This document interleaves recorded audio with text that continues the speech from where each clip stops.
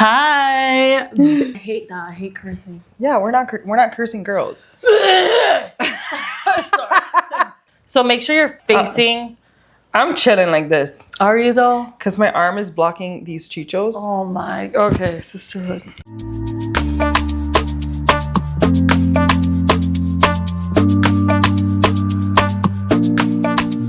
Hey everyone, thank you so much for tuning in and or watching Beside Her.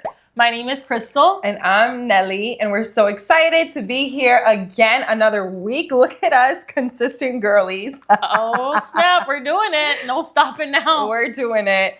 And our drink of the day, or for the podcast, is not wine. We're sober girls this time. It's a little too early for wine right now. We're having Aroma Joe's coffee. It's Aroma Joe's. It's a local coffee shop. It is so good. It's her first time. Yeah, it's really tasty. So I'm taking her virginity, and it's the best. Yeah, it's so best good. coffee out there. If you haven't had it, it's perfect. Mm-hmm. But yes, we're here for episode 2, and we're so excited to film. But before we get into that, we do have to say a big welcome to you guys. For all of you guys who have supported us. A thank you. She meant thank you. I did say thank you. You said a welcome. No, I didn't. Yeah, you did. We do have to say a big welcome to you guys. I have to cut that out. I'm not going to cut her. Keeping it in.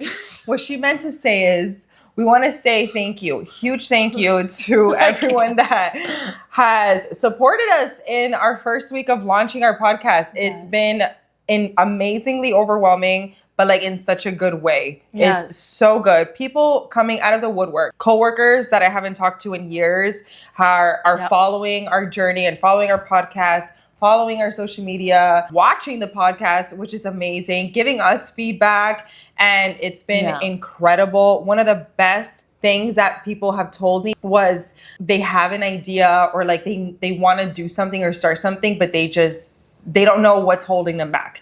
Oh. Yeah, it's so sweet, huh? That is sweet. And it's so relatable because I feel like everyone can think of something that they're interested in doing. Yeah. I feel like one of the biggest things is like, I want to have fun. I want to have a good time. And this is the best time. Yes. And we're having so much fun. So I'm excited. I think it's just now being consistent with the posting is like the biggest thing we're focusing on. Yep. I'm just really happy. Yeah. So yes, we want to say thank you. And you know what? Welcome. If you're watching for the first time, this is our second episode. It was a big week. We juggled a lot. We filmed one episode and then we filmed content like different TikToks. I personally have never been a consistent poster like on my own personal Instagram. So this is like a lot for us. I feel like you're the same kind of too. But it's like now just juggling kind of how we're going to make sure that we're pushing out not only content that's like funny, but also like relatable, but also important. Meaningful things. Meaningful, not just like fillers and stuff. So we wanted to, first of all, talk about how our first week went because we think it's important. And it really does tie into the topic of this podcast. But our first week was insane. Like I was working from home. I had my huge monitor on, my work laptop on, and then I had my personal laptop and was like editing videos in between breaks, going like we were going insane. Like we were going in, literally working, and mind you, working from home with the kids. So we were juggling like 3 full-time jobs all at once, but it was truly so much fun because we're gonna think back at these times when we make it big and stuff. When we make it the hood. And be like, wow, we really did hustle because it takes a level of hustle to do this, do these kind of things. It takes a level of passion as well. Like you have to really want to do it and want to have fun in order to continue doing that because it's crazy. It's mad work. She has a lot of work. She's the one editing the videos and stuff, and I'm like, girl, like, do I need to pay you? Because this is a lot. No, but she's also doing like pushing out content on TikTok and Instagram, which is something more so up her alley. I don't want to do that. Like, I feel like that's a lot of work. What I do is so fun because I love editing videos. But this is why this works, sister. This is why it works. This is the best thing we've ever done because it's like it makes sense, and that's why. Yeah. Like the first week wasn't so I wasn't like stressed, which is another thing that we want to talk about. Yes, stress, good stress and bad stress. Yes, but well, let's not get ahead of ourselves. Let's just first week, like you said, it was a lot, but it wasn't like a lot. It was more like, yeah, we have things to do, and it's just like it's gonna get done because this is funny, it's fun, and we get to connect with like our family and friends in a different way. Yes, not just like through text and stuff. It was like cool to see like our friends and family commenting on our YouTube and stuff, and I was like, this is so cool. It was so good. Yeah. But one big thing we did notice is how much of a perfectionist we both are. We're such perfectionists. We were at one point, we were so focused on like the colors and like how it's going to look when we push it out and things like that. And yes, it's good to worry about that in the beginning because you want it to look clean, right? Yeah. But it's not the end all be all. Right. There's brands that rebrand all the time, do things all the time that just change it up all the time, which is fine. I think we have such a good foundation. Right. The first week was such a huge learning curve as well. And we got I know. A learning curve. That's right. It's true though. Learning curve. But we got it. We figured it out and we're now doing it. Yeah. Yeah. It's only going to get easier. It's only going to get easier. So I'm just, again, like we said in our first pod, I'm so happy I'm doing it with her because like she knows what she's doing. I know what I'm doing. We both are navigating this world that's unknown together. So we're just learning together.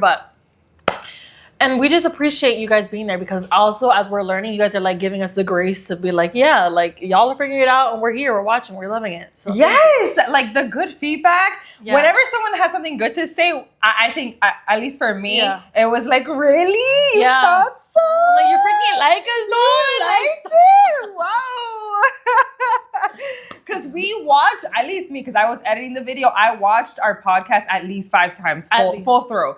And we watched it, ended up watching it together before we posted it. And we were cracking up. And we were like, you know what? Honestly, if nobody watches this, we don't even care because it's so good. It's so fun. It's so funny. Yeah. But yeah, let's just go into the nitty gritty of the podcast. Yeah, the nit grit.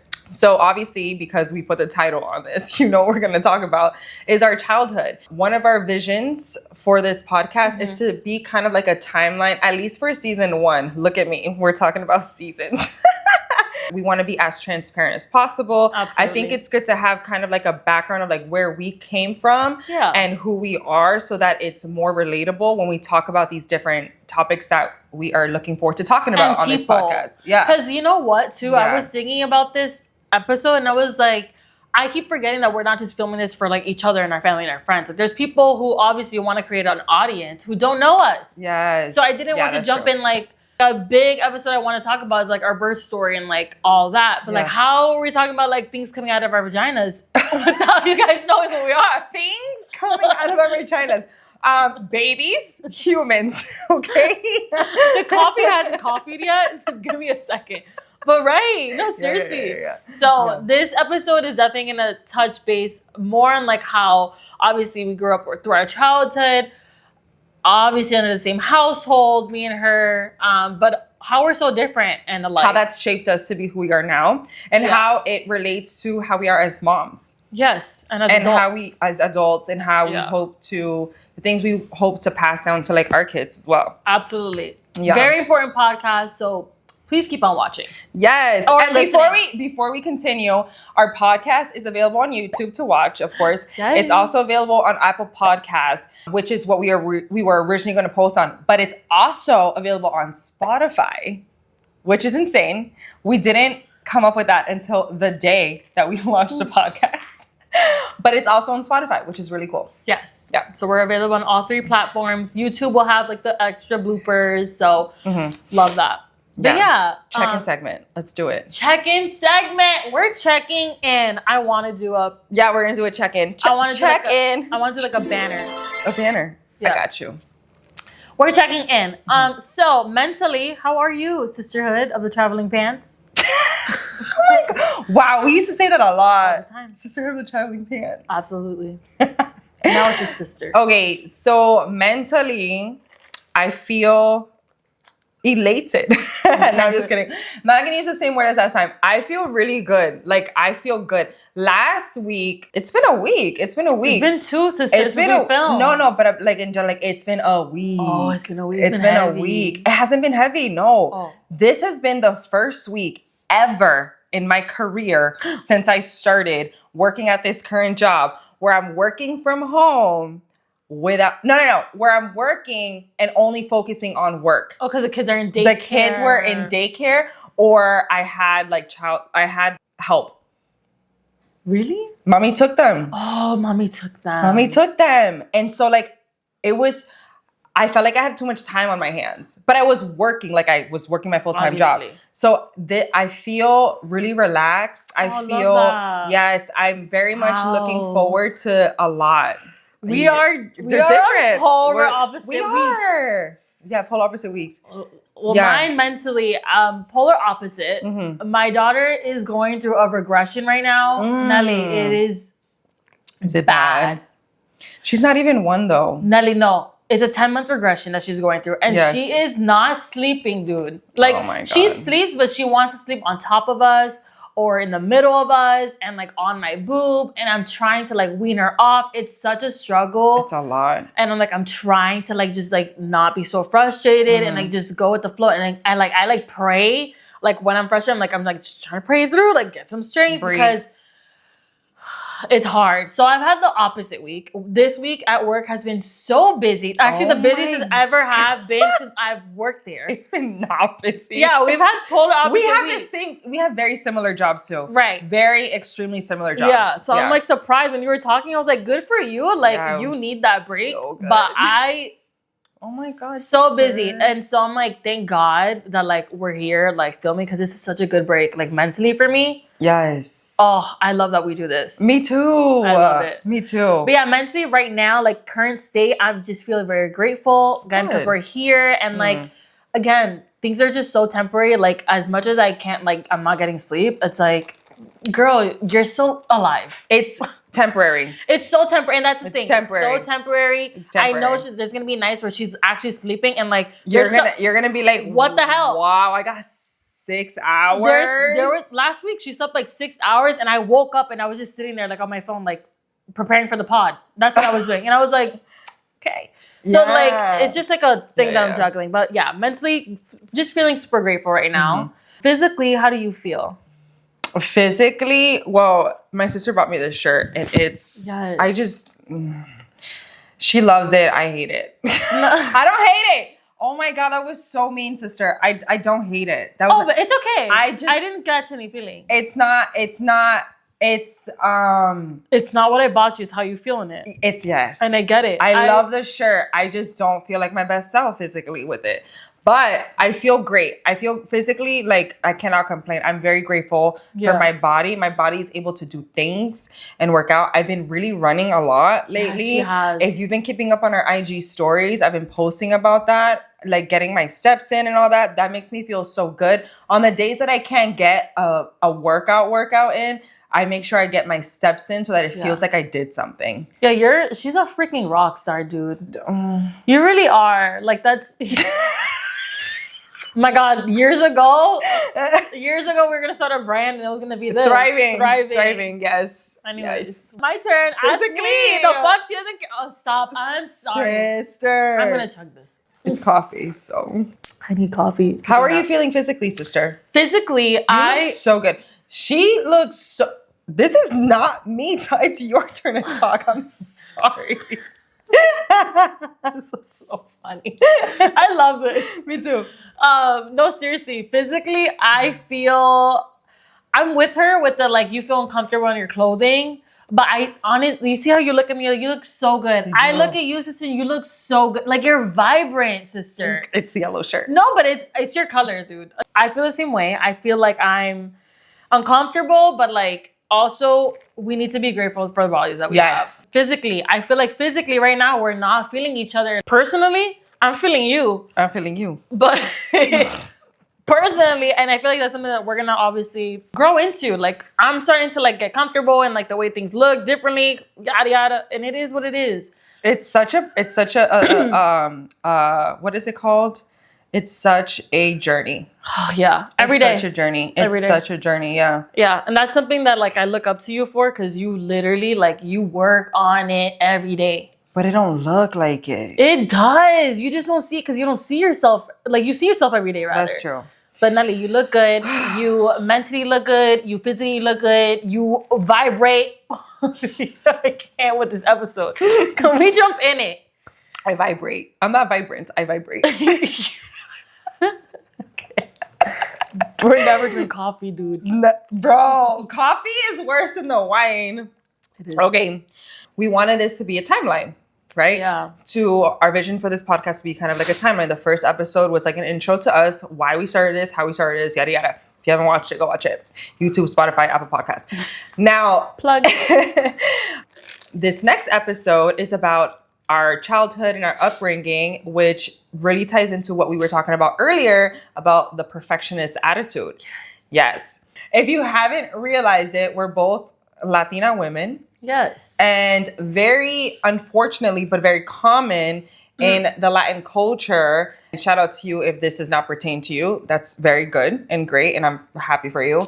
But that sounded so side. Oh my side. I know, no, it's not side eye. But like, if it doesn't pertain to you, that's a blessing. A blessing. But in a lot of times in Latin culture, the dad is not around.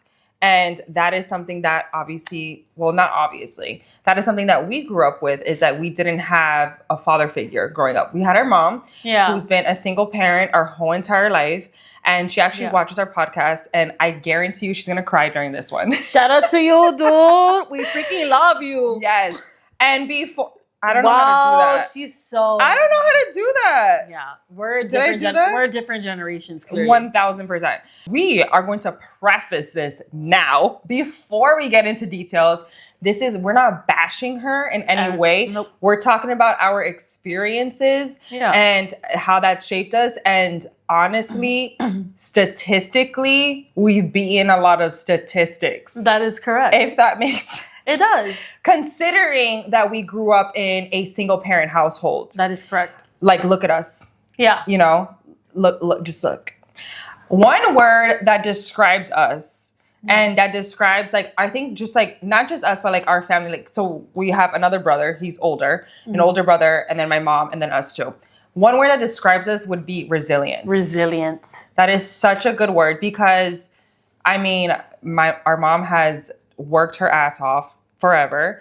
And you know what? We also have to acknowledge that we did have like uncles and tias. Yeah. Our grandma was super involved in our childhood and our upbringing, like heavily involved. Yeah. But at the end of the day, it was just mom. For sure, it was just mom. Yes, obviously, because she needed to provide for us, so she needed to work a million hours. And so who's going to take care of the kids when she's working?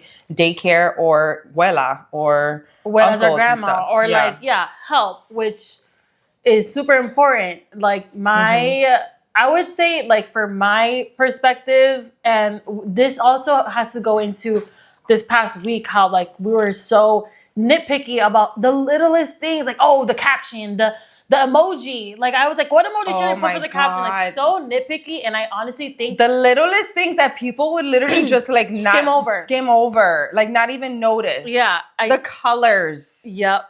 Yeah. And I think for me personally, I think the reason why I was so nitpicky before the launch was because subconsciously I was scared to launch, to be like judged of it not being perfect. And that's like something that like we grew up in our childhood, where we, at least for me, I felt like if I didn't get straight A's, you're not a good kid. Like straight A's was a huge deal. Yeah. Because we were also, it was also rewarded. It was like for every A you got like $10 or something like that. Really? Yeah, you don't remember that? Okay, another thing we're gonna preface. I have terrible memories. So there's a lot of memories that like them two have, my brother and her.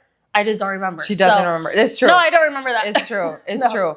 And oh my gosh, when I say my brother and I are polar opposites, we are polar opposites. Yeah.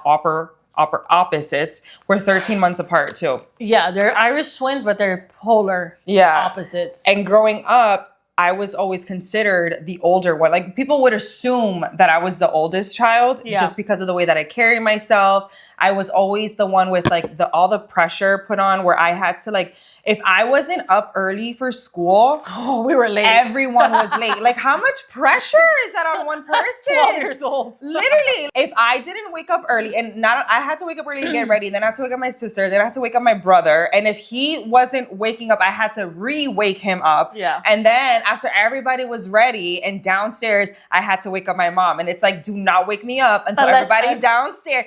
Right? And then we would pick up my cousin down the street from to bring him to school. I would have to call him. Are you ready? And then he had to be out text. My mom hates waiting. She's so impatient. She's like, make sure he's outside. And it's your fault. He's not ready. It's my fault. It's always my fault. Yeah. Crystal mentioned this at the first episode, but I do have a therapist and I do talk to her and that's my girl. She's your ride or die. She's my girl, bro. I freaking love her. I'm obsessed with her. But she also has mentioned that like I have this hero mentality where I have to fix everything. I have to fix everything. I have to make sure it's a very much also a controlling thing as well, where I need to learn how to let go. And I've learned very, very small steps. Mm-hmm. But it 1000% stems from my upbringing. 100%. I have like this figure it out by yourself attitude. I will not ask for help until I've done A to Z 3 times through. And then I'll be like, you know what? I need help. Yeah. I need help. Yeah. Yeah. That is her, was her, and still is. Yeah. And for me, I was just like, I'm the youngest sibling. I was just like going with the flow, like, okay, sure. Yes. Like, you need me ready? I'm ready. I'm not here. Literally. Like, it is what it is. Oh my God. I think because of that, because I was a go with the flow child and like, you tell me what to do, I lost my voice. Like when we're in group settings with our family and I try to say something, they talk over me. And I don't think it's that they subconsciously don't care about what I have to say. Sometimes maybe. But it's just like something that's always happened growing up where it's like, I've always, like my opinion, by the time an opinion went from my brother to my sister to me, it doesn't matter anymore. It didn't matter. Wow.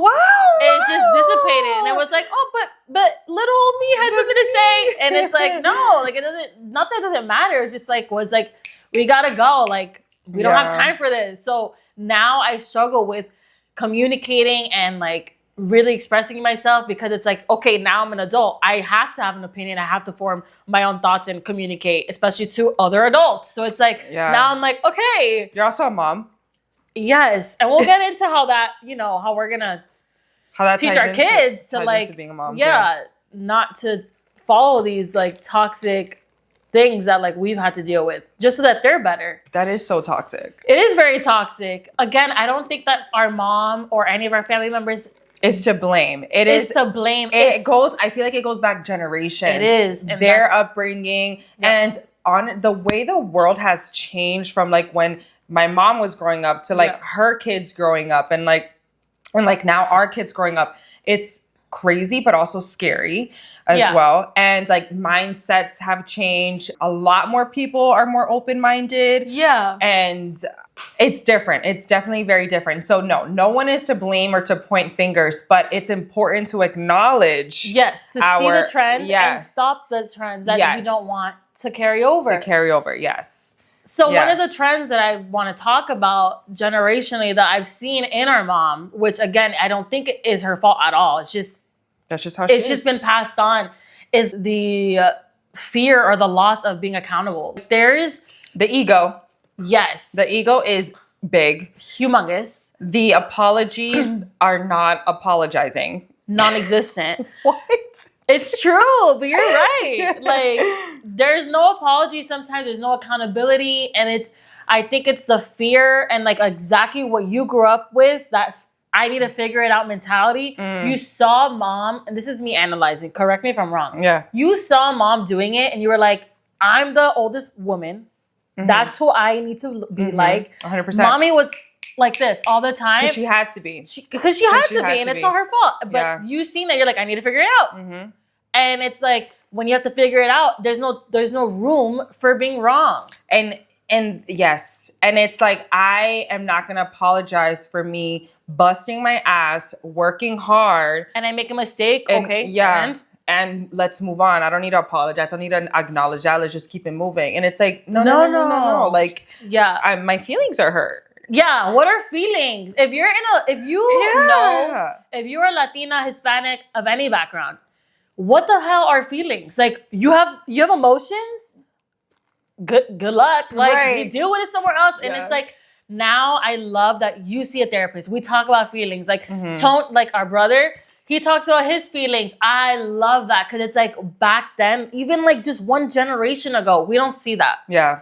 Now with our cousins and our kids, we're like, how are you feeling, puppy? Like, are you sad? Like, consoling them, like, asking them, how are you feeling? Because that's so important. Well, they also, and my therapist did mention this, she said, let the kids feel their feelings. And when they do, ask them how they're feeling, why, have them point to like the emotion, because it's going to help with, honestly, with toddlers, they have no emotional regularity or regulation, none of that stuff. Yeah.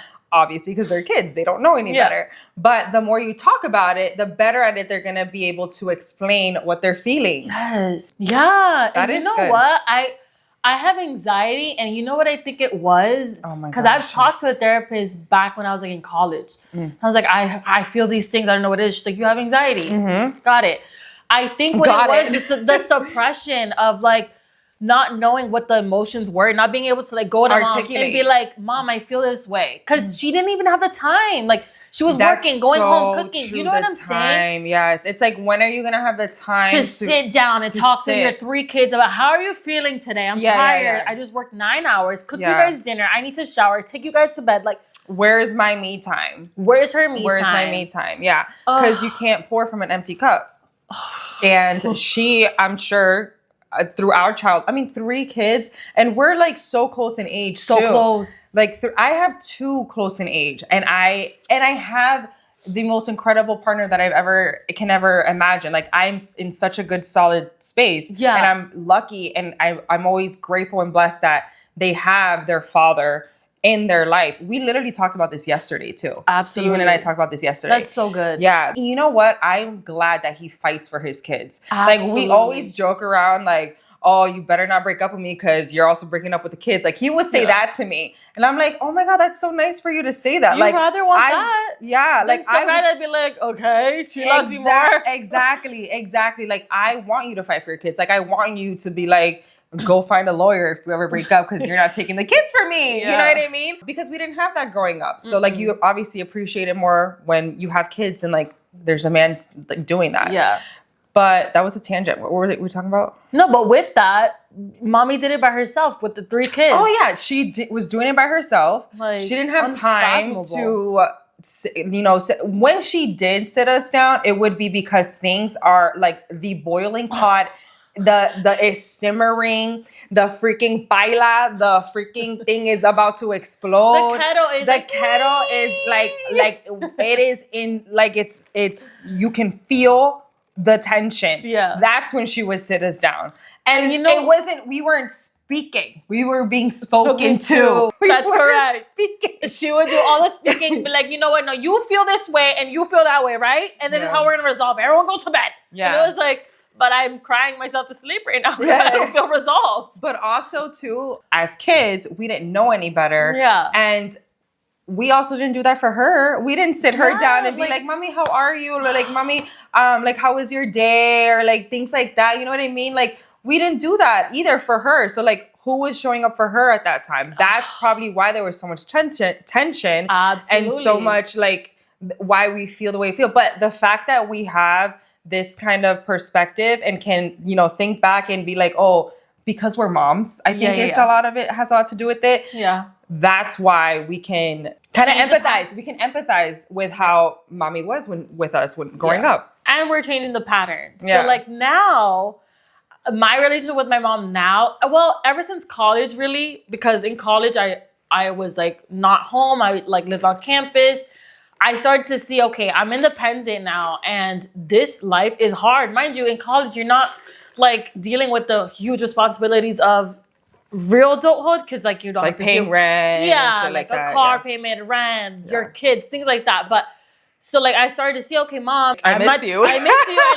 Like now I was talking to her more and more, but now like ever since I moved back as a mom, she's my bestie. Like it's her and my mom, best friends. Yeah. I talk to my mom about feelings. How are you, mom? I check in with her almost every day, and that is so important. Like, dude, I feel so bad. Like sometimes, when was it? I was with my friends and we went over my mommy's house. Oh my God, why was I crying? Talking about our childhood. Because I was like, Mom, you literally, like, we lived in Florida.